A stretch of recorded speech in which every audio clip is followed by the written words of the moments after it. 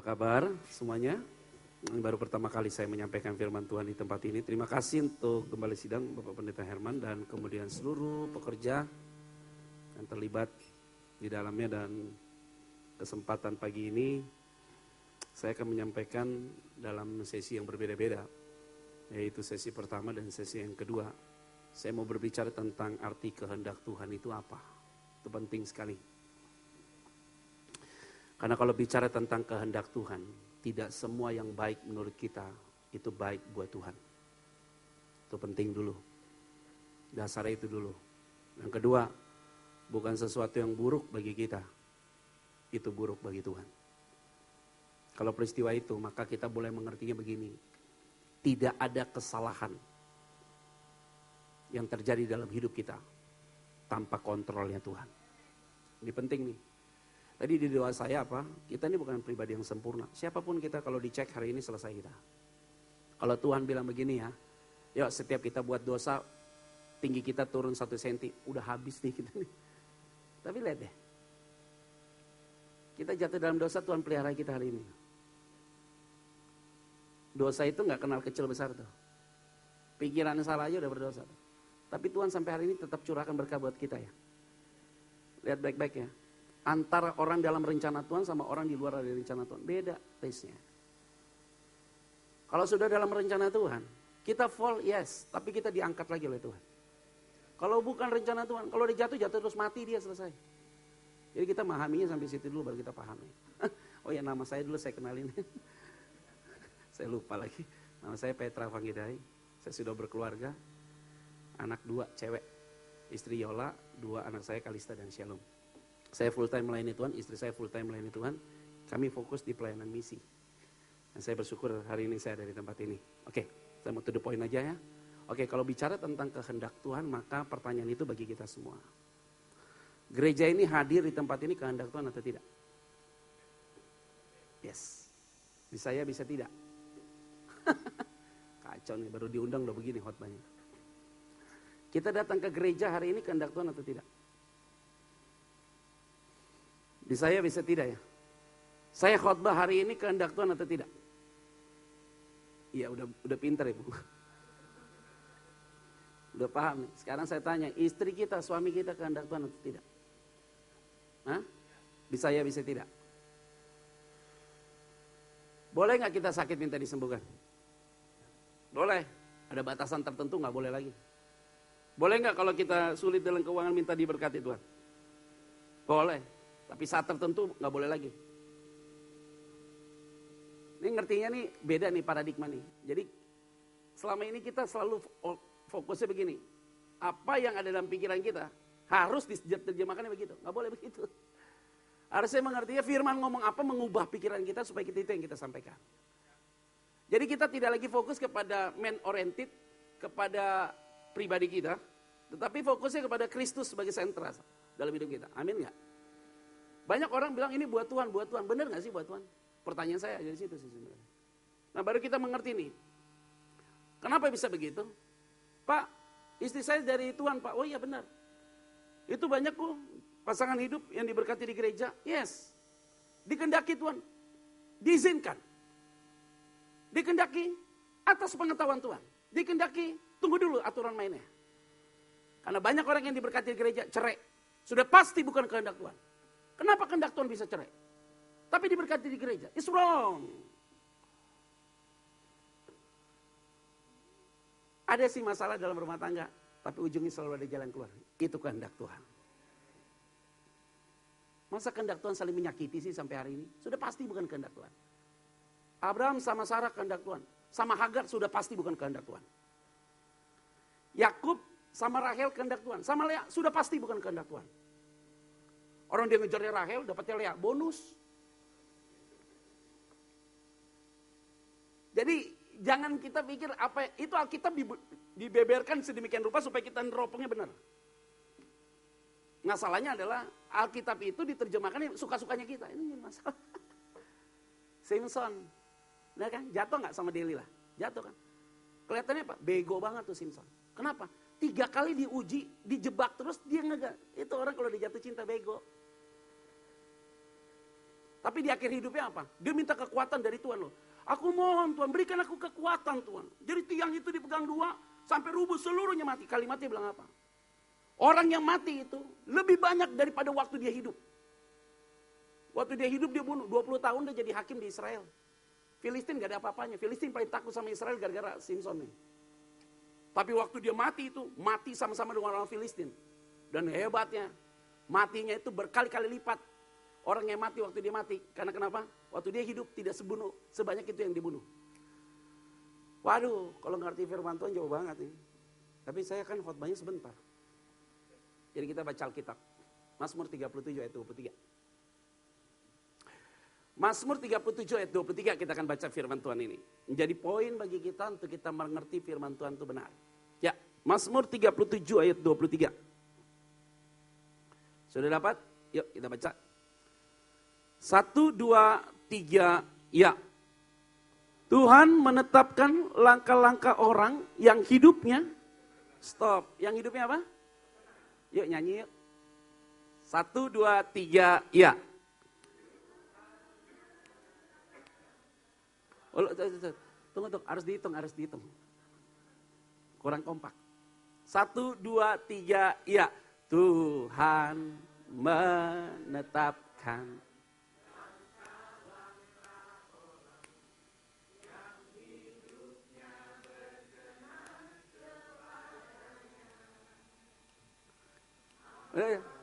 Udah, cukup. Bait 1 aja, nanti bait 2-nya ada lagi. Waduh, hebat nih lagu nih. Ini lagu-lagu lama nih. Tuhan menetapkan langkah-langkah orang yang hidupnya apa? Udah, dari sini aja yuk kita bahas yuk, satu-satu yuk. Dari sini aja kita bahas. 1, 2, 3, ya. Tuhan menetapkan langkah-langkah orang yang hidupnya. Sekarang kita balik nih, itu berarti ada orang yang tidak ditetapkan Tuhan. Siapakah mereka? Orang yang tidak berkenan. Jadi yang ditetapkan siapa? Iblis. Hanya 2 nih hidup nih, ikut Tuhan atau ikut iblis. Mau ikut Tuhan sungguh-sungguh, mau ikut iblis juga sungguh-sungguh. Jadi Tuhan hanya menetapkan orang-orang yang berkenan di hadapannya. Yang tidak berkenan pasti iblis yang tetapkan. Oke, sekarang kita bahas nih. Kalau begitu, siapa yang berkenan dan siapa yang tidak berkenan? Ayat 21 jelas banget di situ. 21 yuk kita bahas yuk. Ayat 21. 1, 2, 3, ya. Orang fasik meminjam, stop. Tahu nggak? Yang tidak berkenan. Kalau minjem nggak pernah dikembaliin. Omongannya negatif terus, pikirannya negatif tuh. Orang yang kayak gini selalu bersungguh-sungguh terus biasanya. Ngelihat apapun semua dari kacamata negatif. Begitu tuh. Datang ke gereja hanya bisa menilai, tapi tidak mau dikoreksi. Itu datang begitu. Oh WL-nya nggak ada urapan nih, nggak geter, mau geter, setrum. Waduh, khotbahnya menggigit nih, bikin ngantuk. Waduh, tunggu. Nilai ya terus, terus begitu. Ayo kritik aja dia. Ini orang dimanapun jadi masalah nih. Datang ke gereja ini masalah, datang ke gereja ini masalah, dan gereja ini bukan gereja yang salah, dianya yang salah. Karena kenapa? Nggak ada kepuasan di dalamnya. Ini orang kayak gini susah nih. Kalau dia nggak datang ke gereja, seluruh jemaat memuji Tuhan. Hidupnya udah jadi batu sandungan. Hidupnya kalau dia jadi batu sandungan enak loh. Kita itu kalau udah jadi public enemy paling gak enak. Kalau ada dia datang, malas tuh ada diam nih, gak mau saya. Kalau udah begitu tuh, udah hidup kita udah gak enak tuh. Jadi tidak semua orang yang melayani Tuhan itu benar ya. Bisa jadi batu sandungan. Dan biasanya orang-orang yang ngerti firman Tuhan tuh lebih banyak jadi batu sandungan. Kecuali GBI di tempat ini. Kan saya khotbah di sini. Yang tidak berkenan di hadapan Tuhan begitu ya. Pikirannya negatif loh. Waduh susah ngomong sama orang kayak gini nih. Ngomong sama dia nih, selalu yang dilihat adalah siapa yang salah loh. Gak pernah dia bilang dia salah. Saya mau kasih tau ya, di Alkitab itu clear loh semuanya. Adam itu pernah salah gak sama Hawa? Tahu gak kenapa kita hari ini ibu-ibu kalau hamil tuh 9 bulan sakit? Itu ulahnya Hawa sama Adam tuh. Kalau mereka gak buat salah saat itu, saya yakin ibu-ibu melahirkan sambil baca Quran loh. Lo baca Alkitab dong. Lo baca Alkitab, jangan baca saya. Baca Alkitab coba. Itu kan karena dikutuk. Gara-garanya kenapa? Hawa begitu. Kenapa kita kerja bapak-bapak? Kenapa kita kerja hari ini? 8 to 5, bahkan kita kerja tuh, aduh capek banget deh. Ibu-ibu di rumah segala macam begitu. Kenapa nafsu birahimu terhadap suamimu? Kenapa lebih banyak perempuan nakal daripada laki-laki? Itu hukumnya dari dulu udah begitu kok. Kalau ngelihat sekarang Timur Tengah perang begitu, nggak usah kaget. Memang udah Allah udah ngomong dari dulu kok. Ismail keturunanmu seperti keledai. Pedang, bawa pedang kamu. Kamu akan bunuh dengan saudara-saudaramu. Itu terjadi sekarang di Timur Tengah. Nggak usah kaget, udah begitu. Maka kenapa Israel sekarang paranoid? Itu kalimatnya dari begitu. Ketika Yesus disalibkan, Pilatus bilang orang ini nggak salah. Orang Yahudi bilang enggak dia salah. Orang ini nggak salah. Pokoknya salibin. Pilatus bilang, oh sorry ya gue nggak tanggung darah orang ini loh. Tapi orang Yahudi bilang apa? Oke, kalau kamu nggak mau tanggung, aku yang tanggung bersama dengan keluargaku, anak-anakku. Kalimat itu lupa ditarik. Makanya sampai hari ini Israel itu tidak pernah damai. Dia akan begitu terus. Maka ini pentingnya di bahasa itu harus gunakan bahasa yang positif. Amin nggak? Udah umur 35 gak dapat teman hidup, lihat kaca, kayaknya gue gak dapat teman hidup. Pantas gak dapat, begitu sih ngomongnya. Ini, waduh gak gampang nih. Adam kan ditanya, Adam kenapa? Saya telanjang, malu. Terus Allah bilang begini sama dia, oh yang bilang kamu telanjang siapa Adam? Kamu makan buah itu ya? Harusnya Adam cuma ngomong gini, yes aku makan. Itu dong orang gentle tuh begitu. Dia enggak loh. Itu perempuan yang di samping, tau gak? Secara eksplisit dia bilang, salahnya kamu, kenapa kamu tempatkan perempuan itu? It's wrong. Maka terjadi hukuman. Beda sama Petrus, ketika dia salah dia minta ampun. Tidak ada feedback buat dia. Top, justru sudah dipakai Tuhan. Masalahnya kita ngaku atau tidak ngaku. Itu masalahnya. Hari ini di tempat ini, orang yang tidak berkenan di hadapan Tuhan, kalau salah tidak pernah mau ngaku jujur. Tapi tidak di sini. Di sini luar biasa dahsyat dan ajaib. Kata-kata selalu positif dan membangun. Amin gak nih? Ya tanggung jawab lah kalau gitu. Ayat 21b kita akan baca yuk. 21b. 21b. 1, 2, 3 iya. Tetapi orang benar itu kalau ngasih gak pernah ngomong. Dia pikir kalau dia gak kasih persembahan ke gereja tuh gereja susah. No. Buat koreksian juga nih buat orang-orang yang berduit nih. Yang kamu pikir kamu bisa bantu gereja terus kamu bisa dipuji-puji. Oh keluar aja dari gereja. Oh tolong. Badan misi saya hidup 17 tahun sampai hari ini. Setiap pengusaha mau bantu saya bilang, ini uangnya uang benar atau enggak? Kalau enggak usah dibawa. Yang kedua kalau kamu bantu, saya kasih tanggung jawab tapi kamu nggak boleh intervensi dalam pelayanan saya. Kalau kamu intervensi kamu bawa uang ini selesai. 1 tahun sekali kita minta diaudit selesai.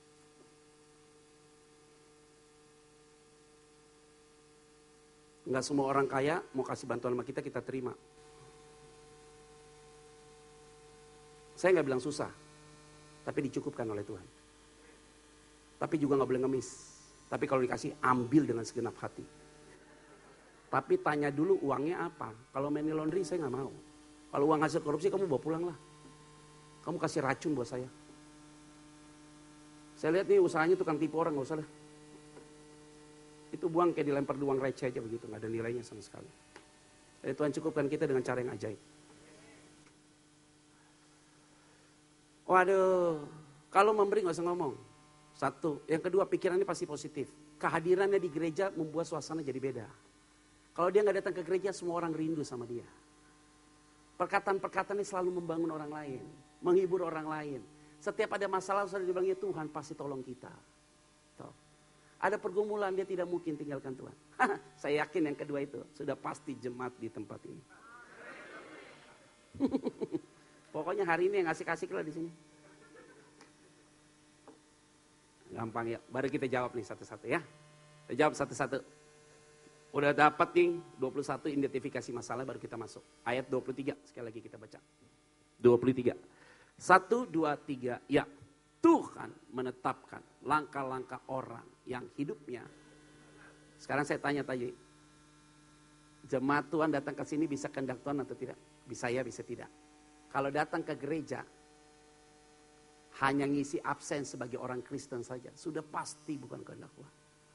Kalau datang gereja harus disuruh datang, sudah pasti bukan kehendak Tuhan. Orang kalau, ingat ya, saya mau. Jadi orang Kristen gak mungkin diselamatkan ya, tolong digarisbawahi. Tapi orang yang mengalami Tuhan pasti diselamatkan Tuhan. Jadi saya mau ingatkan nih bagi kita nih. Orang kalau sudah mengalami Tuhan dalam hidupnya, haus dia. Berdoa gak perlu disuruh, baca Alkitab gak perlu disuruh, datang ke gereja gak perlu disuruh, memberikan persembahan juga gak gerutu. Itu top. Kalau ngomong sama orang yang sudah mengalami Tuhan, ngomongnya connect. Ya dari tadi nih saya ngomong, belum ngomong amin, bilang amin. Itu dia connect tuh. Kalau orang sudah mengalami Tuhan, ngebahas pelayanan enak. Lihat deh, lihat perhatikan.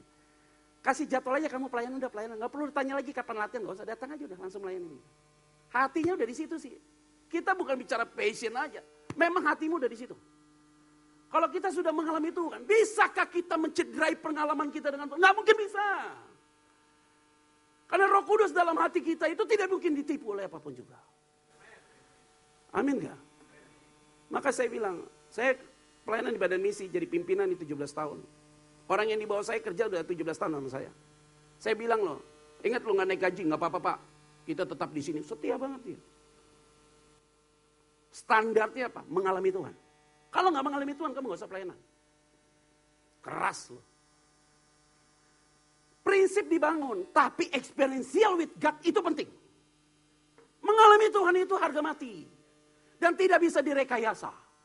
Hanya bisa Allah yang menentukan sikap itu. Manusia tidak bisa mengukur kedalaman hati Allah. Tapi Allah bisa mengukur kedalaman hati kita. Itu penting tuh. Sehingga kita datang ke tempat ini on fire. Yang setuju katakan.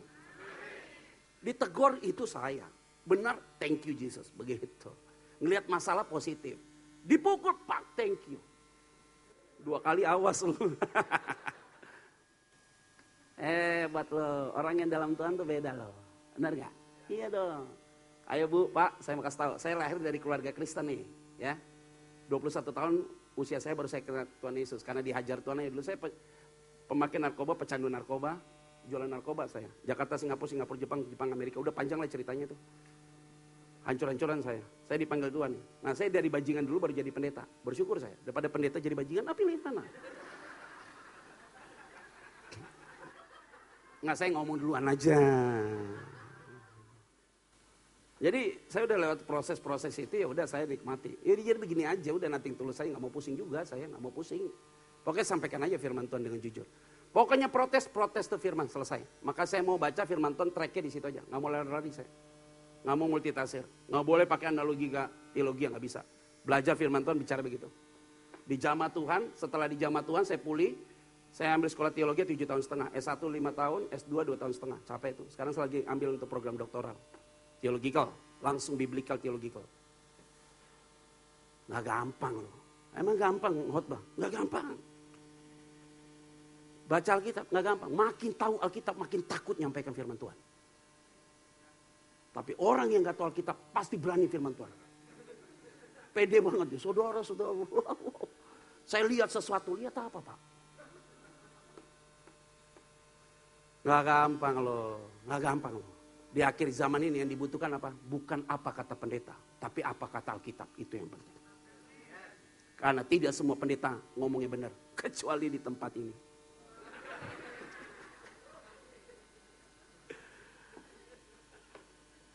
Loh, kan di bawah Paniko semua digalakan suruh baca Alkitab kan? Benar kan? Nggak perlu disuruh seharusnya. Kalau udah mengalami Tuhan pasti suka baca Alkitab. Tujuannya baca Alkitab untuk apa sih? Supaya kita tahu kan, semakin kita baca semakin kita lihat kelemahan tuh Alkitab kan. Karena kenapa? Bacanya pakai ini sih nggak pakai ini. Kalau bacanya pakai ini, lihatnya kritis, salah terus tuh Alkitab. Memang begitu. Memang disuruh baca, suruh mengerti enggak? Disuruh baca aja tahu. Nggak tahu nggak usah dicari tahu. Kalau udah tahu puji syukur. Kalau nggak tahu nggak usah dipusingin. Itu tugas saya. Karena kenapa? Kalau nggak dikasih tugas sama saya, tugas saya apa kerjaannya ntar. Mau pengen tahu, masuk sekolah teologi, belajar sekolah teologi, itu benar. Jadi jemaat itu denger aja, telan masuk selesai kerjakan, selesai. Lebih tahu dikit daripada lebih baik banyak mengerjakannya. Selesai, begitu aja kok. Nah, kalau udah suka baca Alkitab enak nih, dengarkan firman Tuhan, udah tahu nih, kayaknya pendetanya salah. Baru ngerti tuh. Tapi hati kita tidak boleh menghakimi. Ada di situ tuh. Amin enggak? Jadi jemaat Tuhan tuh datang ke tempat ini kayak begini nih, saya lihat nih, semuanya melotot nih. 2 kemungkinan, bisa mengerti, bisa enggak. Saya kasih tahu loh. Kalau datang ke gereja, ngelihat pendeta gitu di foto, jebret, dimasukin di pik, tuh pendeta norak, sudah pasti bukan kehendak Tuhan. kalau datang ke gereja nih, di hati kita ngumpat, rasanya nggak enak, nggak gerutu gitu. Terus kita bahas itu, sudah pasti. Makanya datang ke gereja ada dua, diberkati atau dikutuk, selesai. Datang ke gereja numpang tidur doang. Pas amin melek, waduh repot loh gitu. Saya kadang-kadang Pak Pendeta ngeliat jemaat kalau lagi tidur, kasihan saya mau bangunin. Padahal saya khotbah udah keras loh, dia mau gini doang loh. Wah hebat. Aduh Tuhan tolong saya lah. Saya kalau ada ingat gini repot jadinya. Sekarang nih kita kembali di posisinya. Saya khotbah ini kehendak Tuhan atau tidak? Bisa ya, bisa tidak. Kalau saya khotbah ini ujungnya hanya persembahan kasih, sudah pasti bukan kehendak Tuhan. Pasti itu.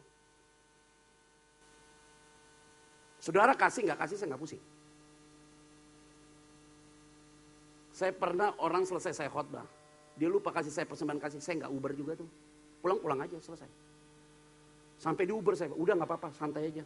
Saya nggak susah karena itu kok. Tapi Tuhan cukupkan datang tepat pada waktunya. Kita sampaikan isi hati Tuhan di mimbar, nggak boleh ngomong jualan.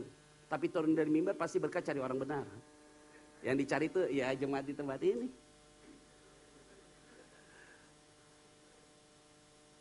Ujungnya begitu kan, menikmati ya. Artinya apa? Kita melayani tidak lihat gereja besar, gereja kecil. Yes, percayalah. Saya khotbah di Tanjung Priok 10 orang. Dia minta pelayanan sama saya, datang 10 orang. Yang datang encim 7, AP 3, cocok loh.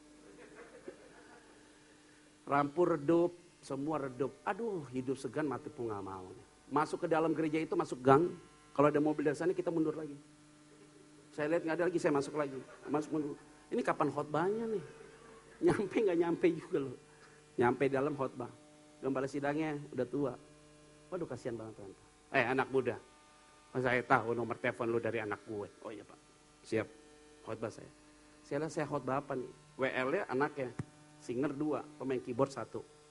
Nyanyinya, hiruk pikuknya dahsyat. Encim cuma gitu. Wah, ini saya bilang kacau nih. Khotbah saya, langsung tema khotbah langsung berubah. Hidup adalah Kristus, mati adalah keuntungan. Berubah total langsung. Ide gagasan luntur semua. Selesai khotbah saya habis nih. Ini waktu saya khotbah 7 orang encim sama pet 3 orang tidur semua. Sepanjang saya khotbah tidur loh. Saya bilang amin. Yang amin cuma WL Singer. Saya bilang dari tadi kamu doa amin, yang ini belum. Selesai khotbah saya turun. Tiba-tiba tuh encim bangun loh. Khotbah lu bagus. Ih kaget saya. Encim kan tidur tadi. Keluar, datang tuh gembala sidangnya. Pak, jangan bosan-bosan di sini anak muda ya. Iya. Maksudnya apa? Yang bosan-bosan khotbah di sini. Oh iya, Alfa dan Omega. Pulang dikasih pisang 1 tandan. Kami nggak bisa kasih apa-apa Pak, kasih pisang aja. Oh terima kasih, saya masukin ke dalam mobil. Sampai rumah saya taruh di meja makan. Istri saya bilang, kamu pelayanan di kabupaten mana?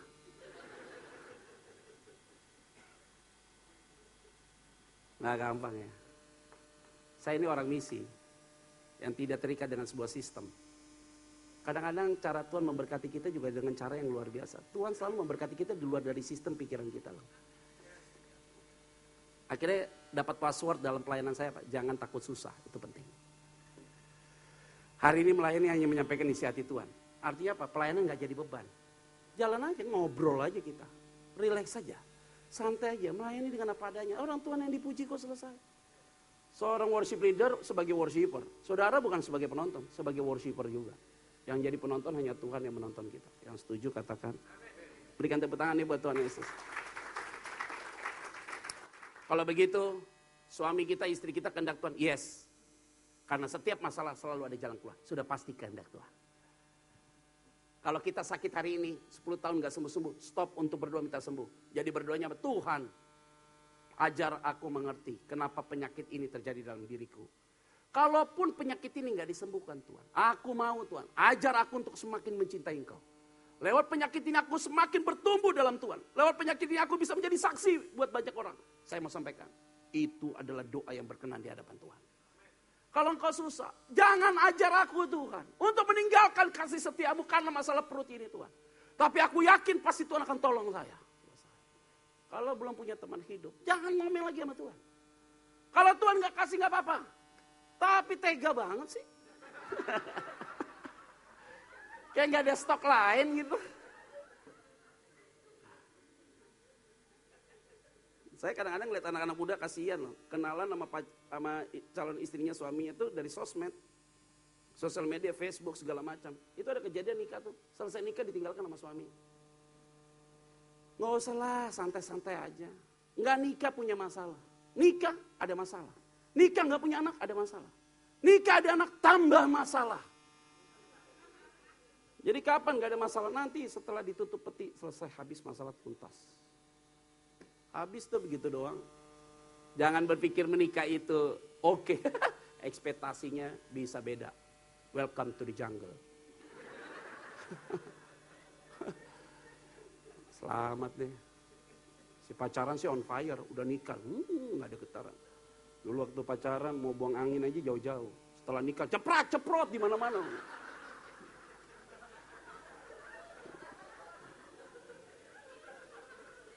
Dulu setiap ketemu minyak wanginya di mana-mana. Sekarang udah ketemu, kok lu baunya kayak begini sih lama-lama.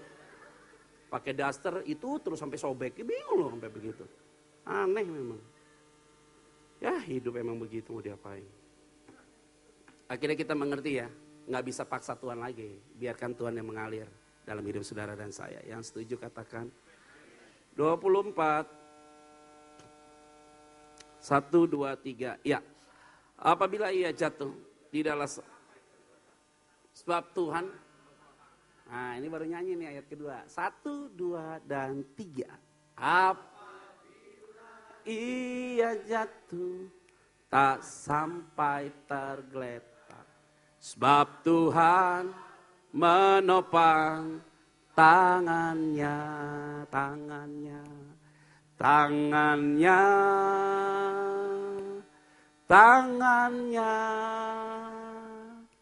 Sebab Tuhan menopang tangannya. Apabila ia jatuh, tak sampai tergeletak. Sebab Tuhan menopang tangannya. Wah, ini lagu enak banget nih. Nih, kalau orang gak berkenan di hadapan Tuhan, kalau jatuh pasti tergeletak. Lihat, uang banyak, kalau tidur pasti gak bisa tidur. Lihat, punya segalanya, dirandung ketakutan luar biasa. Ini dia, orang gak berkenan di hadapan Tuhan, khawatir tentang hidupnya yang akan datang. Pasti itu. Tapi kalau orang berkenan di hadapan Tuhan, apabila ia jatuh, tidak sampai tergeletak. Sebelum dunia mempermalukan, Tuhan sudah tangkap saudara. Pikiran, masalah, Tuhan memberikan harapan. Jalan buntu, ada alternatif yang lain. Mau jatuh, dipegang oleh Tuhan. Karena kenapa? The Holy Spirit ada dalam hatimu. Yang setuju katakan. Udah, artinya sederhana Bu, Pak, ikut Tuhan itu begitu. Roh Kudus yang jamah kita. Irresistible grace. Anugerah Allah itu terjadi dalam hidupmu. Dan engkau tidak bisa menolak anugerah itu. Saya nggak setuju tuh dengan pengajaran macam-macam tuh. Hyper grace lah, apa segala macam. Itu orang nggak ngerti teologi ngomongnya begitu. Dan kita nyikapi lagi begitu. Itu pun juga salah. Hati-hati lu di akhir zaman ini iblis sedang masuk ke gereja-gereja. Untuk apa? Mengatakan bahwa anugerah itu salah. Salah is wrong. Anugerah itu bukan pengajaran. Anugerah itu sifatnya Allah, bukan pengajaran. Dari mana? Makanya saya bilang nih, orang yang ngajar tentang hyper grace tuh ngaconya minta ampun tuh. Katanya orang yang sudah diselamatkan bebas berbuat dosa. Oh tunggu dulu. Tunggu dulu. Justru orang yang sudah diselamatkan Tuhan takut berbuat dosa. Harus begitu tuh. Tapi kita nggak bisa diselamatkan karena perbuatan baik kita. Tepat. Tapi semua karena anugerah Tuhan. Yes. Tahu nggak? Mau tahu dengan perbuatan kita? Rumusnya cuma satu. Matius 5 ayat 48. Harus sempurna seperti Bapamu di surga. Bisa nggak? Nggak bisa. Lakukan hukum Taurat. Yes. Tapi tidak ada satu orang pun yang mampu melakukan hukum Taurat kecuali Yesus yang menggenapinya. Artinya tidak akan ada satu orang pun yang masuk surga. Tapi kalau kita bisa diselamatkan semua karena anugerah Tuhan. Nah orang yang sudah diselamatkan itu tidak boleh bebas berbuat dosa. Maka Filipi pasal 2 ayat 12 itu diperuntukkan bagi mereka yang sudah diselamatkan. Nih contohnya begini. Paulus datang ke jemaat di Efesus. Waktu Paulus datang ke jemaat di Efesus dia lihat loh. Ini orang kok semua pada berupaya untuk diselamatkan. Paulus langsung ngomong, Keselamatan itu anugerah Tuhan, bukan karena perbuatan baikmu. Karena setiap surat yang ditulis Paulus itu berdasarkan konteks masalah pada saat itu. Kamu diselamatkan bukan karena perbuatan baikmu, tapi oleh karena anugerah Tuhan. Dia pergi ke jemaat di Filipi. Sampai di jemaat Filipi, lu ini katanya orangnya udah diselamatkan, tapi etika moralnya hancur. Maka Paulus bilang apa? Kerjakan keselamatanmu dengan takut dan gentar. Bukan pada saat aku datang saja, terlebih aku gak ada pun kamu juga takut dan gentar. Artinya apa? Kita diselamatkan, bukan kita yang menentukan, tapi Tuhan yang tentukan. Tapi kalau kita sudah diselamatkan Tuhan, Roh Kudus tinggal dalam hati kita, kita hidup harus semakin lebih baik lagi dari hari demi hari. Yaitu apa? Datang ke gereja tidak perlu disuruh, kasih persembahan tabur yang luar biasa, melayani Tuhan dengan hati yang tulus, berbuat segala sesuatu dengan luar biasa. Hidupnya itu dituntun oleh pekerjaan Roh Kudus. Yang setuju katakan, berikan tepuk tangannya buat Tuhan Yesus.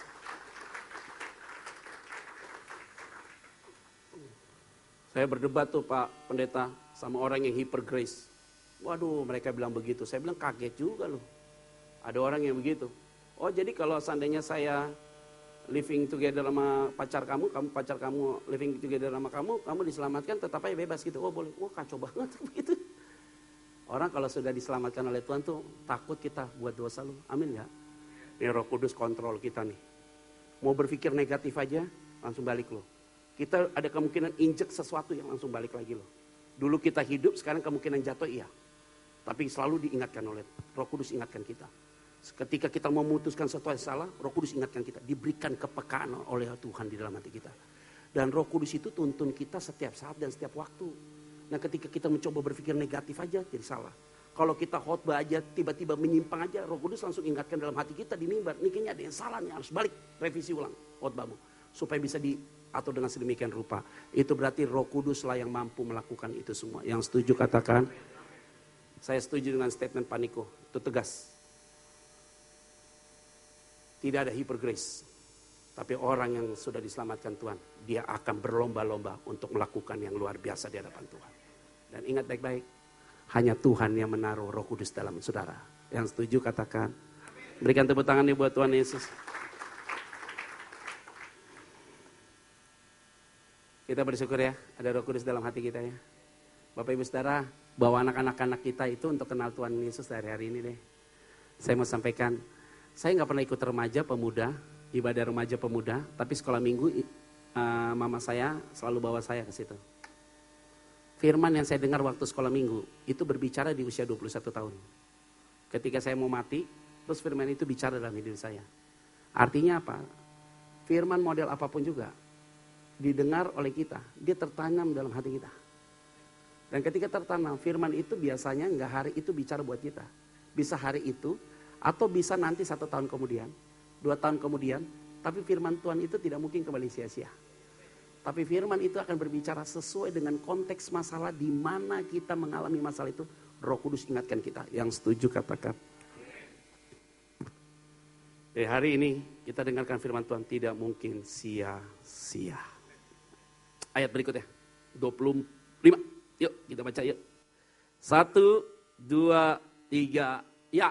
Dahulu aku muda. 1, 2, 3, ya.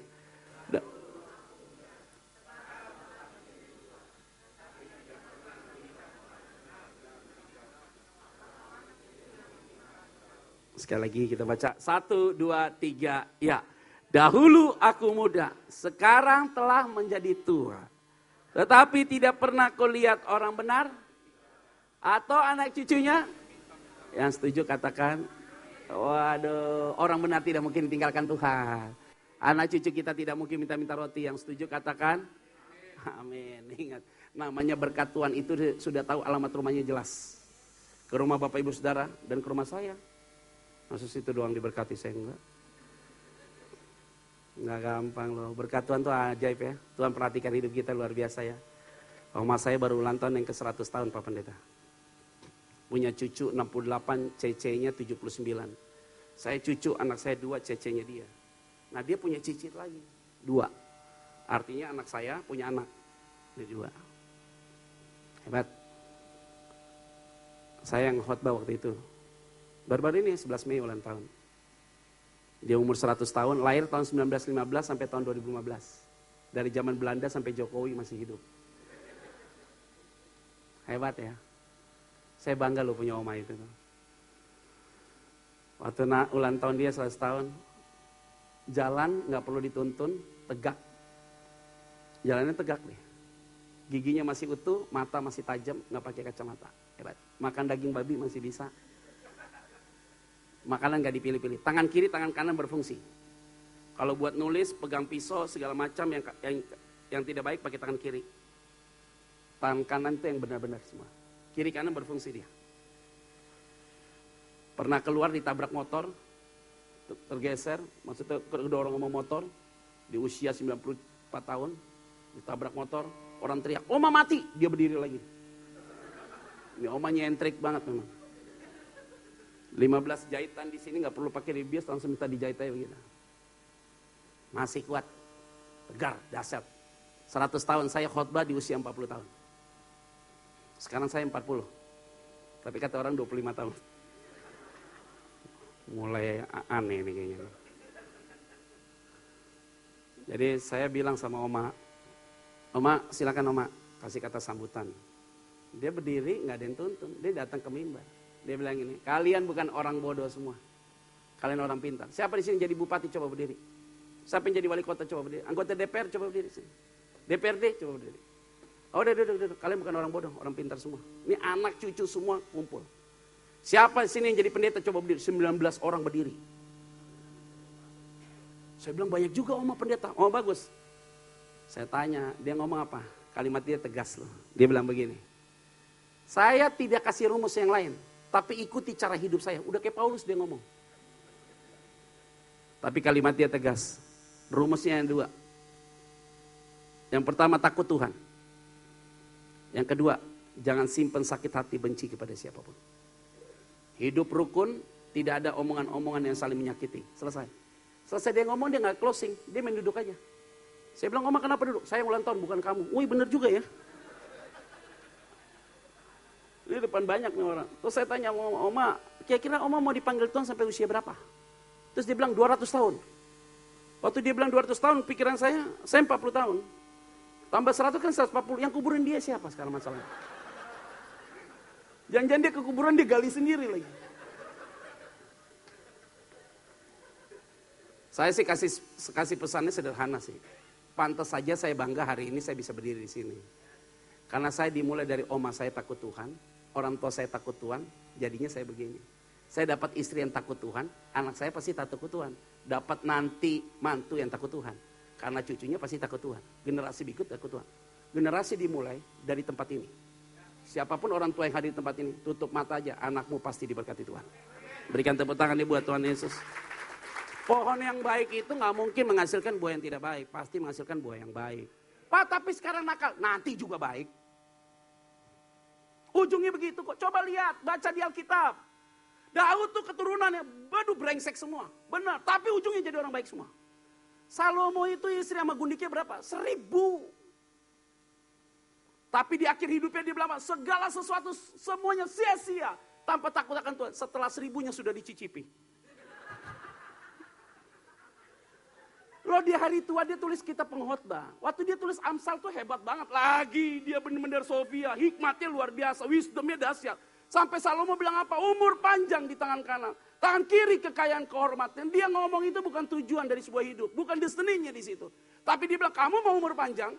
Kamu mau kekayaan dan kehormatan, maka dia bilang ada wisdom dan understanding.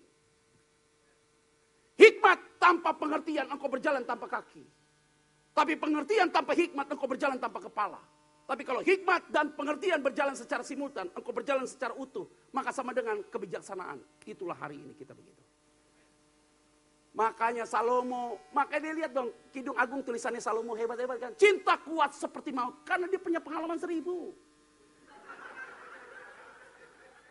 Jadi baca Alkitab itu jangan ngeres. Baca Alkitab itu jangan negatif dan ngeres. Baca Kidung Agung seksi banget. Enggak. Yang nulis itu Salomo yang pernah mengalami 1000. Wah seneng banget sih bu. Loh, saya mau kasih tahu ya, baca Kidung Agung itu jangan pikiran kita kotor. Baca Kidung Agung itu kita tahu siapa yang tulis. Ini Salomo. Jadi kalau mau lihat bapak-bapak belajar bahasa cinta dari Salomo. Salomo itu hebat. Engkau hitam tapi engkau manis. Aku tidur di belahan dadamu. Aku bayangkan engkau satu ibu dengan aku. Aku kecup keningmu. Waduh, itu bahasa cintanya Salomo. Kalau khotbah tentang Kidung Agung, dengan topik yang benar, dengan background yang benar, saudara pulang suami istri semakin mencintai. Karena kenapa bahasa cinta di situ? Di akhir hidupnya, Salomo bilang apa? Semua yang di bawah matahari ini sia-sia. Wisdom sia-sia, understanding sia-sia, wanita sia-sia, kekayaan sia-sia. Karena kenapa? Kalau takut akan Tuhan, semua tidak mungkin sia-sia. Dia udah tua, udah nikmati semuanya, dibilang begitu, enak aja kamu. Ngertilah saya. Kalau kamu lagi stres, depresi, putus asa, baca pengkhotbah, bunuh diri. Tapi kalau baca itu berdasarkan konteks masalah, tidak mungkin bunuh diri. Karena kenapa? Di situlah poin kita kuat dalam Tuhan. Amin. Saudara yakin bahwa Tuhan Yesus tolong kita? Hebat. Saya nikah dengan istri saya tuh senang saya. Orangnya sederhana banget. Tinggal kos-kosan 300.000 di Kuningan. Atau pacaran. Dek, saya panggil dia Dek. Karena usianya di bawah saya 10 tahun. Kalau kamu makan pakai apa? Kadang-kadang pakai ayam Kak. Kadang-kadang pakai kerupuk. Kalau nggak ada duit pakai kerupuk. Jadi uang receh itu saya kumpulin. Pas dia bilang makan pakai kerupuk, dalam hati saya kehendak Tuhan. Hemat. Saya waktu pacaran sama dia, saya selalu ajak dia makan di Bakmi Gajah Mada. Kenapa? Harganya udah ketahuan duluan. Jadi saya bisa ukur kemampuan saya.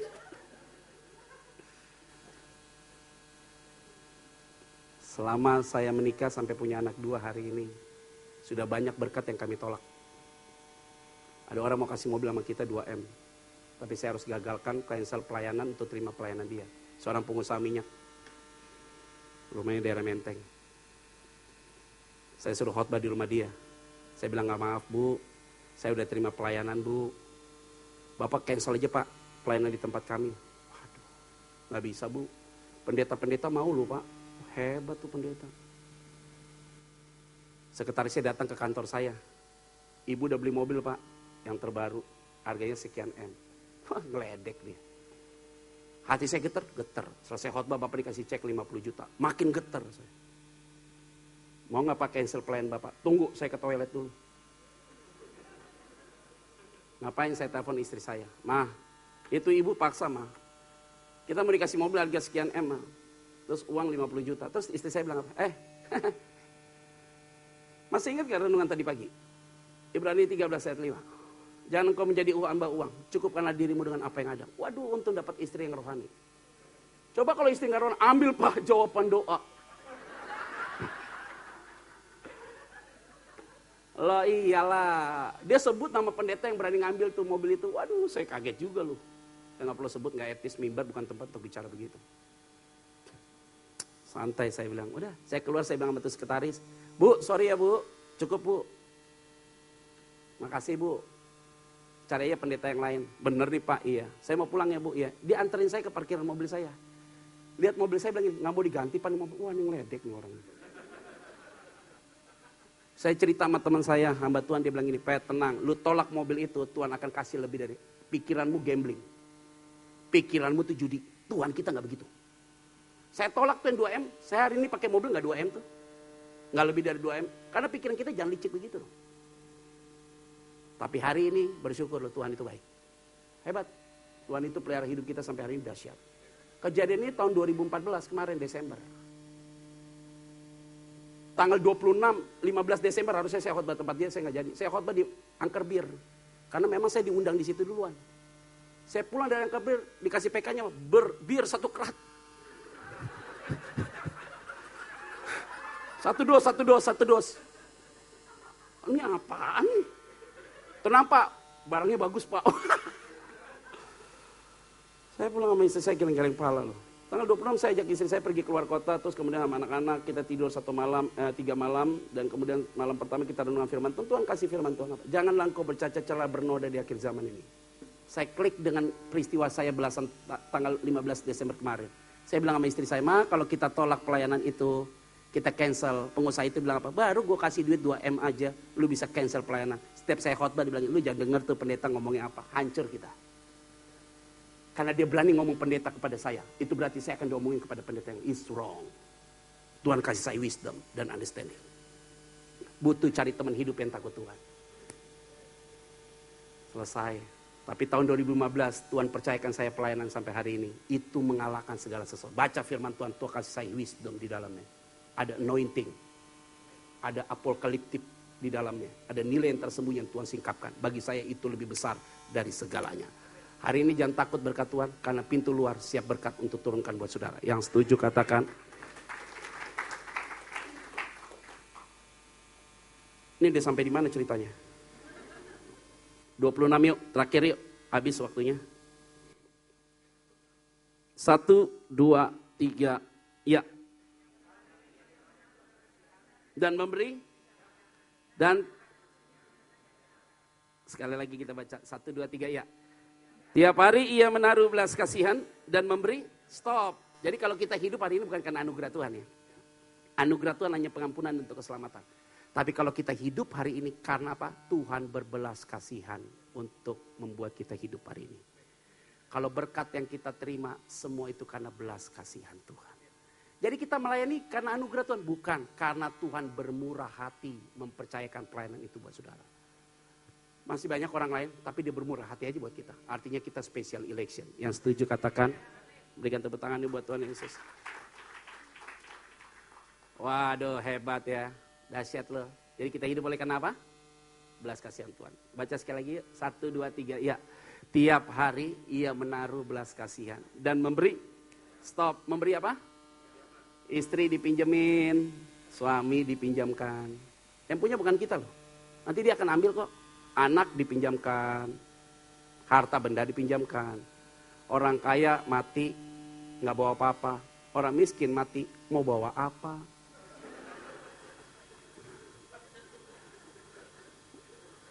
Loh, bener kan? Ganteng, cantik, saya kasih tau deh. Ganteng, cantik, mati, 3 hari bau busuk. Sebulan orang ngomongin, 2 bulan orang gak mau ngomongin kita lagi, percayalah. Makanan mahal, makanan murah, coba cek. Saya pernah makan 1 porsi itu 20 juta, aneh buat saya. Saya bingung diajak makan sama orang kaya. Pak 20 juta nih, gak apa-apa Pak nikmati. Dalam hati saya, kenapa gak cairnya aja? Loh, setiap apa yang masuk ke dalam mulut itu, turun ke perut, keluar ke jamban. Makanan mahal, makanan murah itu kelihatan di mana sih? Rasanya hanya di sini doang. Sampai di sini nggak ada perbedaan. Gara-gara mahal dipindah ke kanan nih, ke kiri gitu. Mana ada begitu? Coba. Makan sop buntut di Borobudur 250, makan berdua habis 500 punya. Teks segala macam habis 700 lah. 700 ribu. Makan sop buntut di embok-embok pinggir jalan situ White Tasim 25 ribu. Bedanya apa? Sana AC, di sini keringetan. Ujungnya sama, toilet juga ujungnya. Lo Alkitab ngomong apa? Masuk ke dalam mulut, turun ke perutmu, dan terakhir di jamban. Yang paling bahaya apa? Yang keluar dari hati, itu menajiskan orang. Markus 7, 21, 23. Amsal 4, 23. Jelas banget jelas di situ. Artinya apa? Kita nggak usah ribut masalah makanan. Amin nggak? Pokoknya ada makanan, makan dengan ucapan syukur. Itu penting dengan ucapan. Makan hanya untuk memenuhi supaya kita ada energi aja. Selesai. Tapi nggak usah diributin. Biasa aja. Ada risol juga depan.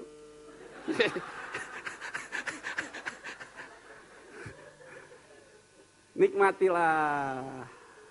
Semua hanya dipinjamkan Tuhan. Amin. Pelayanan bukan dipinjamkan, dipercayakan Tuhan. Bukan dipinjamkan. Jadi jangan dipegang begini semuanya Bapak Ibu. Jangan dipegang erat begini. Kasihan. Kali diambil sakit. Semua yang diginikan jadi berhala kita. Takut kita. Terlalu sayang sama suami juga gak bagus. Kenapa suami jalan sama kucing kita cemburu sama kucing? Kenapa lu dekat-dekat suami gua? Suami jalan sama siapa? Lu gak boleh begitu. Apaan begini? Biasa aja lah, santai aja, gak usah digini. Saya ketemu sama ibu-ibu, Pak thank you ya Pak. Kenapa? Suami saya dari nikah Pak, saya gak pernah gini. Jadi ibu ngapain begini? Sampai sekarang saya bilang, Tuhan ambil. Itu bukan berserah, kepahitan.